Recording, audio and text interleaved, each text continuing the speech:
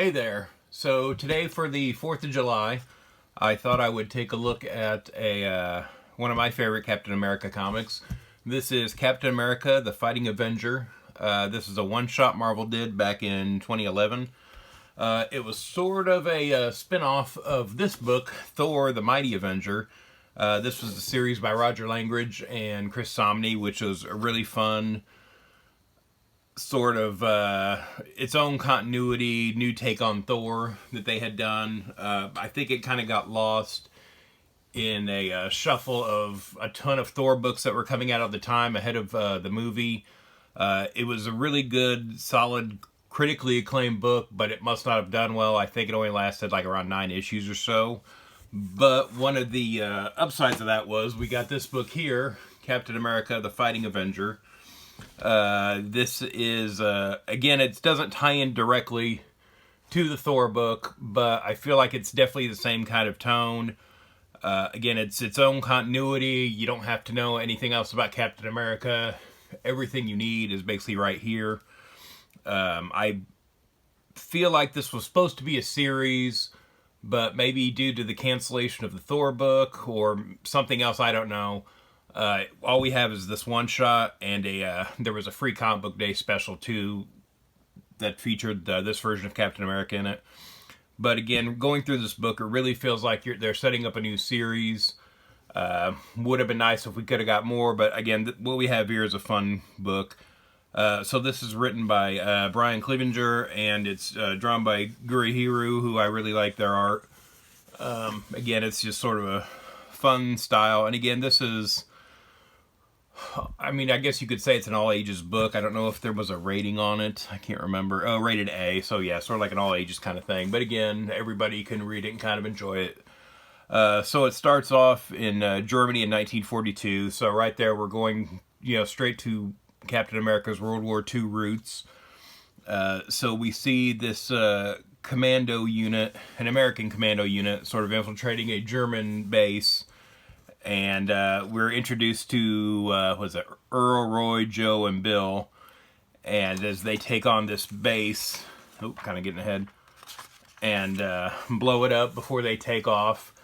And then when they report back to headquarters, they're told they're going to be taking on a new member.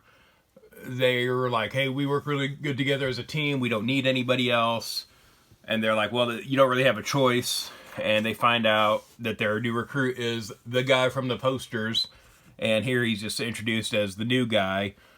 Over the course of this, we see the team works really well together. They don't want this guy that's basically a PR stunt on their missions with them. There is kind of a fun thing here where they don't really know what to call him yet. They haven't come up with the name Captain America. So they're calling him Son of Sam, as in Uncle Sam, and the Star-Spangled Soldier and different things. And Cap keeps telling him that, the best minds are working on this to come up with a official code name for him. So then, Steve Rogers then tries to ingratiate himself to the team. None of them want anything to do with him. The only one who will talk to him is Bill, because he is basically the sniper who won't be around during the mission. Like, he won't be in the line of fire with them. So then their first mission that they're ordered to take him on is to blow up this bridge. And they get there and they're like, we could have sent Boy Scouts to do this. This is an unguarded bridge, whatever. They tell him to just hang back while they do the work. And so they're going around setting explosives on the bridge. While Steve's waiting, he hears something. It turns out it's a German tank that shows up. So then they realize, hey, there's actually something to this. It turns out it was a trap to lure them out. Steve throws his shield at the German commander, and it just kind of hits him and falls to the ground while they start shooting at him. As he runs away, he mentions, shields are not for throwing, shields are not for throwing. So again, kind of a fun take on, traditionally how we see Captain America throw his shield at his enemies all the time. It's kind of nice seeing sort of like a year one version of that where he hasn't quite gotten the hang of it yet. He has to figure it out.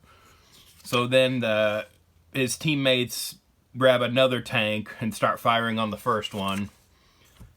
And eventually, Cap gets some punches in here.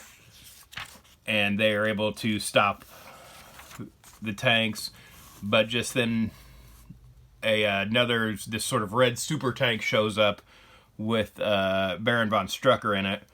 Now this is right in the halfway point of the book, and it's my belief that this is 2 issues that were completed for a series that were just kind of grouped together here to make this one shot. Again, I don't have anything saying that. I haven't heard any official information about what was supposed to happen with this book, but just reading this feels like a cliffhanger to a first issue.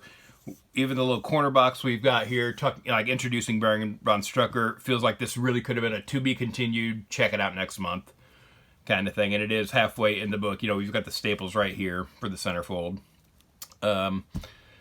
So yeah, I feel like they probably started production on this, and then due to the low sales of the Thor book maybe, or something else, I'm not sure, you know, they were just like, we have 2 issues done, just throw it in a one shot and be done with it. So now it cuts to the next part of the story, which in my head is 2nd issue. We're at a castle in Germany. They've all been captured. We're introduced to Johann Schmidt, who, again, is just a normal guy right now. So this is the character that, you know, in regular continuity we know is the Red Skull. He's not the Red Skull yet, but, you know, they're talking about what do we do with the prisoners. They're examining the shield. They're saying, hey, we're going to send this back to Berlin and have them take a look at it.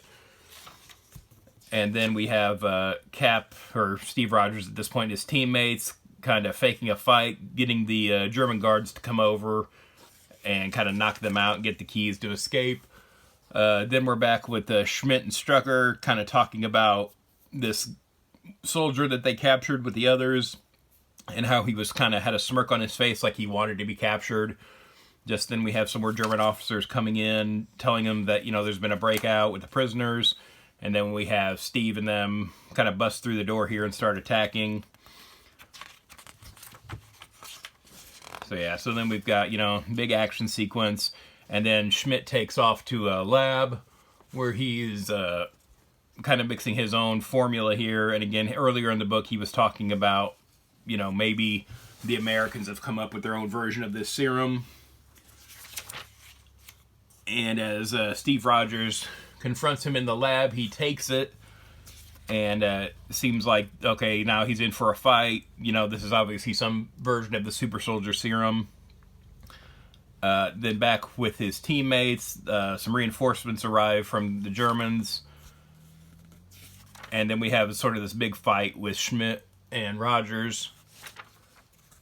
You know, kind of typical back and forth action scene, but then we see Schmidt picks up this sort of Swiss Army knife-looking torture device, and then we have a close-up on his eye where we tell something's happening with him, and as you can see, we get the big money shot of him feeling the effects of his serum as his face is sort of burned off, and we get, you know, what looks more like a typical Red Skull that we know from the regular Captain America comics and stories.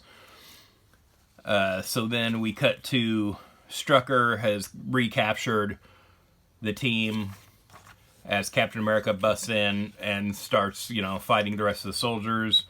Him and his guys get away, but then we realize that Rogers tells the others that they taught him enough German to know the word for explosives, so he's able to sabotage the lab before they leave, and it blows up as they pull away from the castle.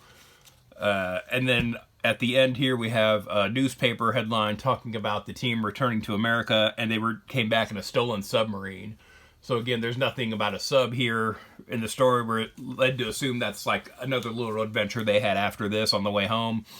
Maybe that would have been, you know, like a theoretical 3rd issue that could have happened. So it's just sort of like an Easter egg here. But again, shows that, you know, there could have been more of this. There could have been some more fun adventures here with this book. I really like this one. I was a big fan of the Thor the Mighty Avenger series. I recommended that to a lot of people back in the day. I met Chris Somney at a convention, had him sign a couple issues of it. Again, another good critically acclaimed book, rather, that was kind of cut short. I feel like we could have had something very similar here. You know, we've got a good story, we've got a good start, we've got a good sort of retelling of the Captain America origin story. A lot of potential here. Wish this could have gone on for, longer than it did. Not sure why it didn't. I mean, it's comic books, so it's a business, so you're always going to assume low sales are the reason something doesn't take off. But yeah, it was a really good book, and I wish we could have got more of it. But we've got this here, and I'm pretty sure this is on Marvel Unlimited. I don't think this was ever collected in anything. Yeah, so it's just this one book from 2011 that came out. And again, I don't think it's like a super, as far as I know, it's not a super expensive book or anything like that. So I think with some digging around, you could probably find a copy pretty easily. Yeah, so do you have any favorite Captain America stories? Let me know in the comments.